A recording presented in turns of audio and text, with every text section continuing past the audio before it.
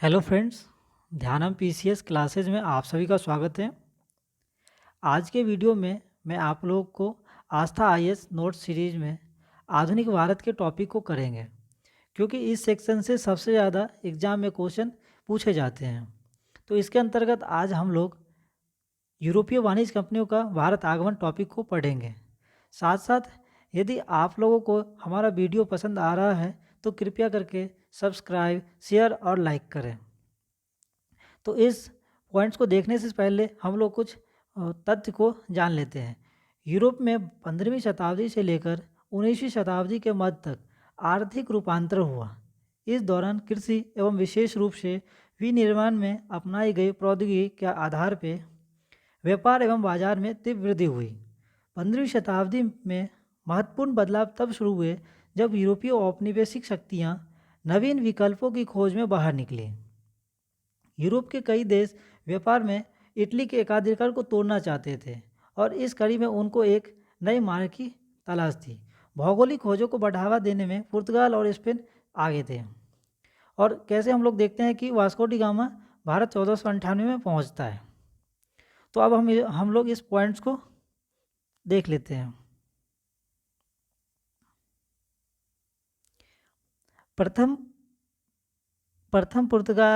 Portuguese एवं प्रथम यूरोपीय यात्री वास्को डी गामा 17 मई 1498 को भारत के पश्चिमी तट पर स्थित बंदरगाह कालीघाट पहुंचकर भारत के नए समुद्री मार्ग की खोज की। तो हम लोग देखते हैं कि प्रथम पुर्तगाली वास्को डी गामा जो कि 17 मई 1498 को भारत के पश्चिमी तट स्थित बंदरगाह कालीकट पहुंचकर भारत के नए समुद्री मार्ग की खोज की। कालीकट के तत्कालीन शासक जमुरी ने उसका स्वागत किया। कालीकट के तत्कालीन गवर्नर जमुरी ने उसका स्वागत किया था और अरबों ने उसका विरोध किया। वास्को डी गामा पुनः 1502 में भारत आया और कोचीन में पुर्तगाली फैक्ट्री की स्थापना की। वास्को डी गामा पुनः 1502 में भारत आया और कोचीन में पहली फैक्ट्री स्थापित की। 1505 में अल्फांसो द अल्मेडा प्रथम पुर्तगाली वायसराय बनकर भारत आया। तो आपसे पूछा जा सकता है जो पहला पुर्तगाली वायसराय कौन था, तो फ्रांसिस्को द अल्मेडा। उसके नेक्स्ट हम लोग देखते हैं जिसमें कि पुर्तगाली सामुद्रिक साम्राज्य को एतास्तो दो इंडिया का नाम दिया गया। पुर्तगाली सामुद्रिक साम्राज्य को एतास्तो दो इंडिया का नाम दिया गया। 1509 में अल्फांसो द अल्बुकर्क पुर्तगाली वायसराय बनकर आया। 1509 में अल्फांसो द अल्बुकर्क पुर्तगाली वायसराय बनकर भारत आया। 1510 में अल्बुकर्क ने बीजापुर शासक आदिल शाह से गोवा जीता। गोवा किससे जीता, तो आदिल शाह से जीता था अल्बुकर्क ने।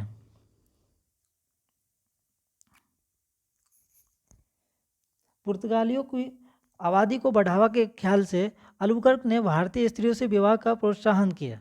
1518 में 1518 में पुर्तगालियों ने कोलंबो में और फिर मलक्का में कारखाने की स्थापना की। पुर्तगालियों की आबादी को बढ़ाने के ख्याल में अल्बुकर्क ने एक नीति अपनाई थी, वो थी भारतीय स्त्रियों से विवाह करना। और 1518 में पुर्तगालियों ने कोलंबो और फिर मलक्का में कारखाना की स्थापना की। पुर्तगालियों ने कोचीन में अपने पहले दुर्ग की स्थापना की। तो पूछा जा सकता है जो पुर्तगालियों ने अपने पहले दुर्ग की स्थापना कहाँ की थी, तो कोचीन में की थी। नेक्स्ट 1530 में कोचीन की जगह गोवा को पुर्तगालियों की राजधानी बनाया गया। 1530 में कोचीन की जगह गोवा को राजधानी बनाया गया।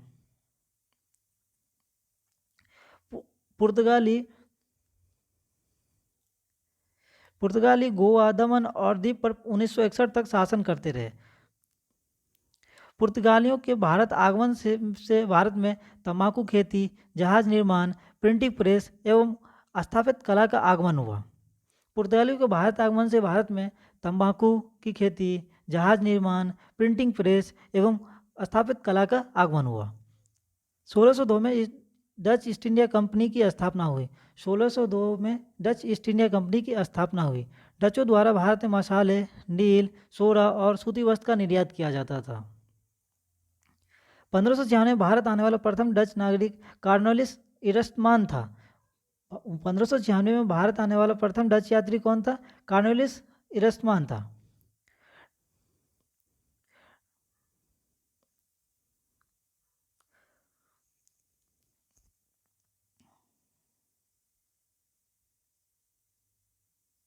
डचों का अंतिम रूप से पतन 1759 में अंग्रेजों और डचों के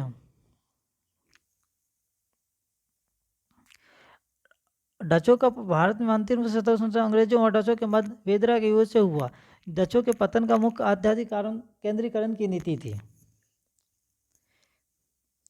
डचों का भारत में अंतिम रूप से पतन 1759 में अंग्रेजों एवं डचों के मध्य हुए वेदरा के युद्ध से हुआ। डचों का पतन मुख्य कारण अत्यधिक केंद्रीकरण की नीति थी।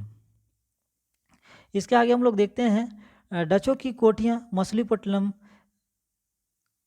पुलिकट, चिंचूरा, कासिम बाजार, पटना, बालेश्वर आदि में थी। डचों की कोठियाँ मूलतः मछलीपट्टनम, पुलिकट, चिंचूरा, कासिम बाजार, पटना, बालेश्वर में थी। इसके आगे हम लोग देखते हैं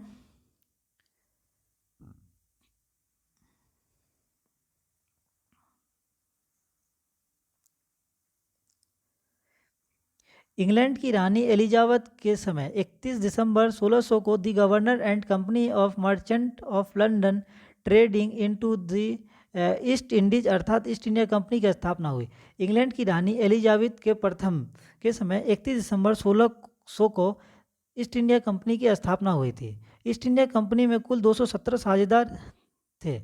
ईस्ट इंडिया कंपनी में कितने साझेदार थे? तो 217 साझेदार थे। इसका पहला गवर्नर टॉमस स्मिथ था। ईस्ट इंडिया कंपनी का पहला गवर्नर टॉमस स्मिथ था। 1608 में इंग्लैंड के राजा जेम्स प्रथम के दूत के रूप में फारसी भाषा के जानकार कैप्टन हॉकिंस जहांगीर से मिलने आगरा मिला। प्रथम कोठी सूरत में 1603 में खोली गई।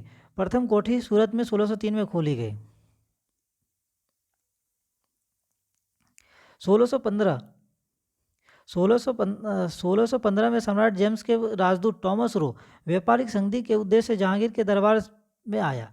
उसने गुजरात के सूबेदार खुर्रम से व्यापारिक कोठी खोलने के लिए फरमान प्राप्त किया। 1615 में सम्राट जेम्स के राजदूत टॉमस रो व्यापारिक संधि के उद्देश्य से जहांगीर के दरबार में आया। उसने गुजरात के सूबेदार खुर्रम से व्यापारिक कोठी खोलने के लिए फरमान प्राप्त किया। दक्षिण भारत में ईस्ट इंडिया कंपनी ने अपना पहला कारखाना 1611 में मछलीपट्टनम में एवं पूर्वी भारत में बालासोर में स्थापित किया। दक्षिण भारत में ईस्ट इंडिया कंपनी ने अपना पहला कारखाना 1611 में मछलीपट्टनम एवं पूर्वी भारत में बालासोर में स्थापित किया। 1661 में पुर्तगालियों ने अपनी राजकुमारी कैथरीन ब्रेंजा का विवाह ब्रिटेन के चार्ल्स द्वितीय से करके बम्बई को दहेज के रूप में दिया, जिसे 1668 में 10 पाउंड के वार्षिक किराए पर ईस्ट इंडिया कंपनी को दे दिया गया। तो हम लोग देखते हैं कि 1661 में पुर्तगालियों ने अपनी राजकुमारी कैथरीन ब्रेंजा का विवाह ब्रिटेन के चार्ल्स द्वितीय से करके बम्बई को दहेज के रूप में दिया और उसी को जिसे 1668 में 10 पाउंड के वार्षिक किराए पे ईस्ट इंडिया कंपनी को दे दिया गया। बम्बई का संस्थापक गेराल्ड अगियार को कहा जाता है। बम्बई का वास्तविक संस्थापक गेराल्ड अगियार को कहा जाता है। विलियम हेवेज बंगाल का प्रथम अंग्रेज गवर्नर था। विलियम हेवेज बंगाल का प्रथम अंग्रेज गवर्नर था। 1698 में कंपनी ने 3 गांव सुतानाटी, कोकीकता एवं गोविंदपुर की जमींदारी इब्राहिम खां से प्राप्त कर फोर्ट विलियम को निर्माण किया, जो कालांतर में कलकत्ता कहलाया। 1698 में कंपनी ने 3 गांव सुतानाटी, कोकीकता एवं गोविंदपुर की जमींदारी इब्राहिम खां से प्राप्त कर फोर्ट विलियम का निर्माण किया, जो कालांतर में क्या कहलाया? कलकत्ता कहलाया, और जिसकी नींव जॉर्ज चार्नक ने रखा। फोर्ट विलियम का प्रथम गवर्नर चार्ल्स आयर था। 1717 में कंपनी एवं फर्गुसन के मध्य संधि हुई, जिसे कंपनी का महाधिकार पत्र कहा जाता है। 1717 में कंपनी एवं फर्गुसन के मध्य संधि हुई, जिसे कंपनी का महाधिकार कहा जाता है।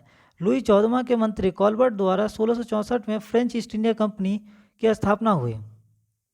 लुई 14वें के मंत्री कॉलबर्ट द्वारा 1664 में ईस्ट इंडिया कंपनी की स्थापना हुई। भारत में फ्रांसीसी की पहली कोठी फ्रैंको केरो द्वारा सूरत में 1668 में स्थापित की गई। भारत में फ्रांसीसी की पहली कोठी फ्रैंको केरो द्वारा सूरत में 1668 में स्थापित की गई। 1674 में फ्रांसीसी मार्टिन ने पांडिचेरी की स्थापना की।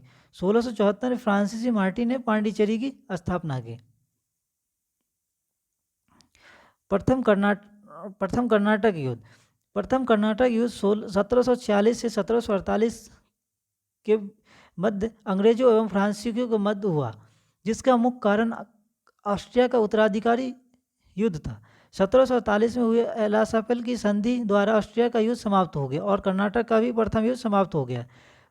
प्रथम कर्नाटक युद्ध 1740 से 1748 के मध्य अंग्रेजों एवं फ्रांसीसियों के बीच में हुआ, जिसका मुख्य कारण ऑस्ट्रिया का उत्तराधिकारी युद्ध था।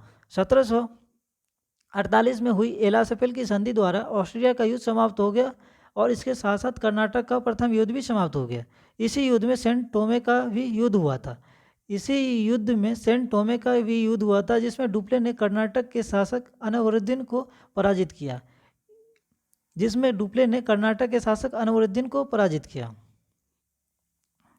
कर्नाटक का द्वितीय युद्ध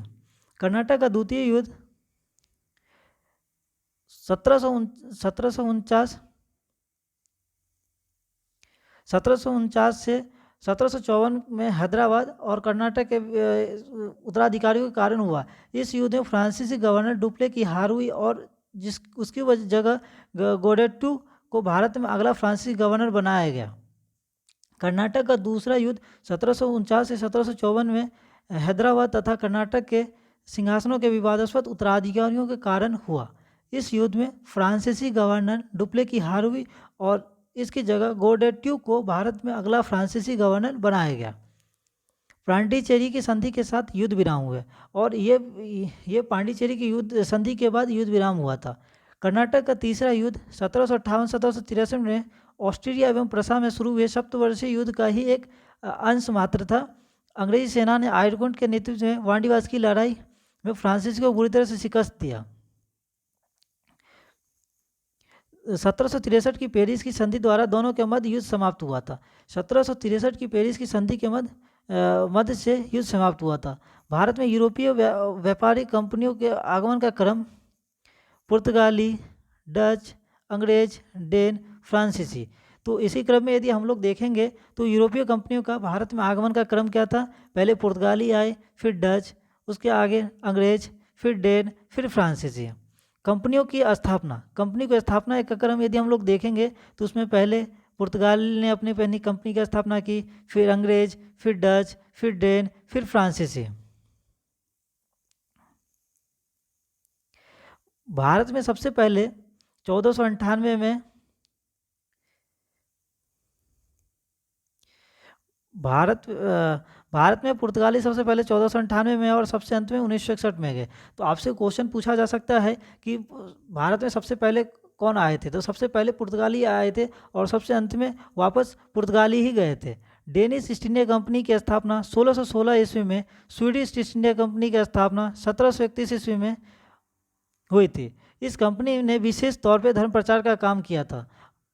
और डेनिश ईस्ट इंडिया कंपनी की स्थापना 1616 ईस्वी में और स्वीडिश ईस्ट इंडिया कंपनी की स्थापना 1731 ईस्वी में हुई। इस कंपनी ने विशेष तौर पे धर्म प्रचार का काम किया था। सीरमपुर इसका मुख्य केंद्र था। तो आज के वीडियो में हम लोगों ने यूरोपीय कंपनी का आगमन देखे हैं